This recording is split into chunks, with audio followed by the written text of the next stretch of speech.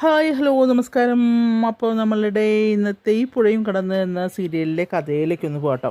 അപ്പോൾ കഥയിൽ പിള്ളേരെല്ലാവരും കൂടെ 4 പേരും കൂടെ ചേർന്ന് ഒരു ഹോം സ്റ്റേ തുടങ്ങുന്ന കാര്യം സംസാരിക്കുന്നതാണ് അമ്മോട്. അപ്പോൾ അവർ പറയുന്നുണ്ട് വേണ്ട, അത് ശരിയാവില്ല എന്ന് പറയുന്നുണ്ട്. പറഞ്ഞാൽ എന്തുകൊണ്ടത് ശരിയാവില്ല, അത് ശരിയാവും അമ്മയെന്നൊക്കെ പറഞ്ഞു. പറ്റില്ല എന്ന് പറഞ്ഞില്ലേ, പറ്റില്ല എന്ന് പറഞ്ഞ ഇതാണ്, അതൊന്നും ശരിയല്ല, റൂമൊന്നും ഇതാക്കണ്ടെന്നൊക്കെ പറയുന്നുണ്ട് കേട്ടോ. അങ്ങനെ അവൾക്ക് വലിയ വിഷമം തോന്നുന്നുണ്ട്. കാവേരിയാണ് ഈ ഐഡിയ എടുത്തിരുന്നത് കേട്ടോ. അവസാനം പറയുന്നൊക്കെ അമ്മ പോയി കിടക്കട്ടെ, എന്നിട്ട് നമുക്ക് ചെയ്യാമെന്ന് പറയാണ്. അങ്ങനെ അമ്മ പോയി ഭക്ഷണം കഴിച്ച് പോയി കിടന്നു കഴിയുമ്പോൾ ഇവരെ വീടിൻ്റെ പിറകുവശത്തെ 2 റൂമുകളാണ് അവർ സെറ്റാക്കി എടുക്കുന്നത് കേട്ടോ, ഹോം സ്റ്റേയുടെ. അങ്ങനെ ഇവരെല്ലാവരും കൂടി ആ റൂം ആകെ കച്ചറായിട്ട് കിടക്കുകയാണ്. അപ്പോൾ 4 പേരും കൂടെ അങ്ങനെ തീരുമാനിക്കും നമുക്കിതിങ്ങനെ എങ്ങനെ ഇതാക്കുക എന്നുള്ള ആലോചിക്കാൻ.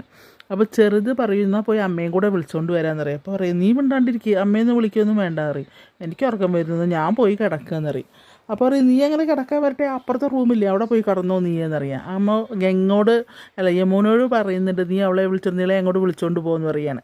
അപ്പോൾ അവിടെ പോയി നോക്കുമ്പോൾ അവിടെയും കച്ചറായി കിടക്കുക. പറയും ഈ റൂമിലാണെന്ന് നീ കിടക്കുന്നതെന്ന് പറയും. അപ്പോൾ ഈ റൂമിൽ എങ്ങനെയാണ് ചേച്ചി കിടക്കുന്നത് അറിയാം. എന്നാൽ നമുക്ക് 2 പേർക്കും കൂടെ ഇത് വൃത്തിയാക്കാം, അവർ അവിടെയും വൃത്തിയാക്കട്ടെ പറയാം. അങ്ങനെ കാവേരിയും ഗംഗയും കൂടെ ആ ഹോം സ്റ്റേക്കുള്ള റൂമൊക്കെ വളരെ നീറ്റായിട്ട് ഒതുക്കി പെറുക്കി പുതിയ ബെഡ് വിരിച്ച് ഷീറ്റൊക്കെ മാറ്റി വിൻഡോ കർട്ടനൊക്കെ ഇട്ട് അടിപൊളിയാക്കി ഉണ്ട്. അപ്പോൾ എങ്ങനെയുണ്ട് ചേച്ചി ചോദിക്കുമ്പോൾ അടിപൊളിയായിട്ടുണ്ട്, നന്നായിട്ടുണ്ട്. പക്ഷേ അവൾ അറിയാം എന്തോ ഒരു മിസ്റ്റേക്കും കൂടെ കാണാണ്ടല്ലോ എന്നറിയാം. അപ്പോൾ ഒരു ബ്ലാങ്കറ്റാണ്, അപ്പോൾ അതൊട്ട് റൂം സെറ്റാക്കുകയാണ് കേട്ടോ. റൂം സെറ്റാക്കി കഴിഞ്ഞ് പിന്നെ കാണിക്കുന്നത് പിള്ളേരുടെ റൂമാണ്. പിള്ളേർ നോക്കുമ്പോൾ ഒരു കട്ടിൽ പോലെ ഒരു സാധനം, അത് വലിക്കുമ്പോൾ പറയുന്നത് വലിക്കലേ അമ്മ ഉണരുള്ളൂ എന്ന് പറയും.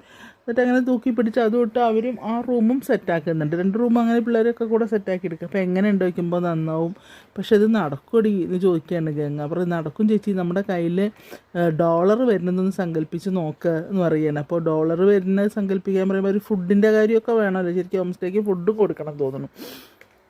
അപ്പോൾ നീ ഒരു റൂമിന് എത്ര രൂപ വെച്ചിട്ടാണ് വാങ്ങിക്കുന്നത് വയ്ക്കുമ്പോൾ ഒരു 3000 ആയിക്കോട്ടെ അറിയും. അപ്പോൾ 2 റൂമിനും കൂടെ 6000 രൂപ. അപ്പോൾ മാസം കണക്ക് കൂട്ടുമ്പോൾ എത്ര റുപ്യയാവും, ഒരു ദിവസത്തെ വാടക അങ്ങനെ കണക്ക് കൂട്ടുമ്പോൾ. എന്നാലും നമ്മളുടെ കടങ്ങൾ വീടണമല്ലോ, കാരണം അവർ 30 ലക്ഷത്തിനോ മറ്റാണ് കൊണ്ടുപോയി സ്വർണ്ണങ്ങൾ മുഴുവൻ പണയം വെച്ചിരിക്കുന്നത്. അപ്പോൾ അത് തിരിച്ചെടുക്കണം, അങ്ങനെ കുറേ കാര്യങ്ങളുണ്ട് അവർക്ക്. അപ്പോൾ പറയും നമുക്ക് ഒരു കാര്യം ചെയ്യാം ചേച്ചി, ഗംഗേച്ചി തയ്ക്കാനുള്ളത് തയ്ച്ചോ, ഞാൻ എൻ്റെ ജോലിക്ക് ഞാൻ പോവുകയും ചെയ്യാം.